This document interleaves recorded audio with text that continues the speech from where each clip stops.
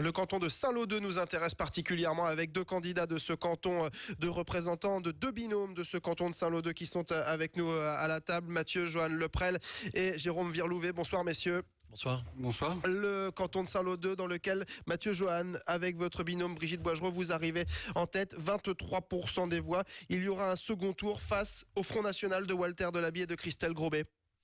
C'est ça le choc. Évidemment, je suis heureux de ce résultat et je remercie tous ceux qui nous ont fait confiance dès ce premier tour, mais j'ai beaucoup de mal à me réjouir et j'ai un peu mal à mon canton. J'ai un peu mal à mon département quand je regarde ces scores qui sont un peu assourdissants et j'ai un peu de mal à me remettre de cela déjà honnêtement, mais je suis évidemment très heureux d'arriver en tête et je remercie du fond du cœur les gens qui nous ont fait confiance, bien sûr. Jérôme Virlouvet, vous obtenez 17,18% des suffrages, vous arrivez en troisième position dans ce canton. Oui, évidemment, c'est une déception pour nous. Je dirais la place du mort, comme on dit. En l'occurrence, nous ne réunissons pas 12,5% des inscrits, de par la forte abstention. Donc nous sommes effectivement éliminés de peu. Par des inconnus, de purs inconnus. Et je rejoins les propos de Mathieu Johan Leprel. Je crois que ça doit nous interroger quand même sur l'état de notre démocratie. Donc ces deux personnes qui ne sont pas du canton, qui n'ont pas fait campagne, arrive en deuxième position. Franchement, ça m'interroge et je crois que ça doit nous interroger plus largement à l'échelle nationale parce que ça annonce des lendemains de mauvais augure, je crois. Vous semblez assommé, Jérôme Virlouvet, ce soir. Comment ne pourrait-on pas l'être ? Alors je dirais la seule satisfaction, s'il peut y en avoir une quand même, c'est que les écologistes n'ont jamais fait un résultat aussi conséquent, et quand je vois les résultats au niveau national des écologistes, je dirais sur Saint-Lô 2, ma foi, on a fait mieux qu'ailleurs. Mais c'est vraiment la seule satisfaction. On a fait une campagne de terrain, contrairement à ceux qui ont été qualifiés du Front National. Nous sommes allés à la rencontre des électeurs du canton de Saint-Lô 2 pour leur expliquer le mode de scrutin, l'enjeu local. Mais malgré que l'accueil était assez bon, nous avions quand même bon espoir d'être qualifiés à ce deuxième tour. Malheureusement, ça n'a pas suffi. Autre canton, Michel Boivin, le canton de Saint-Lô 1. Un instant dans on y va. le canton de Saint-Lô 2, où l'on voit la casse opérée par l'abstention.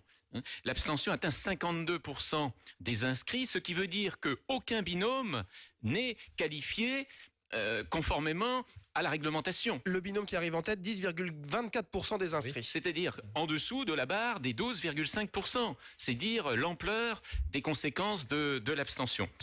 Elle s'adresse au binôme de tête.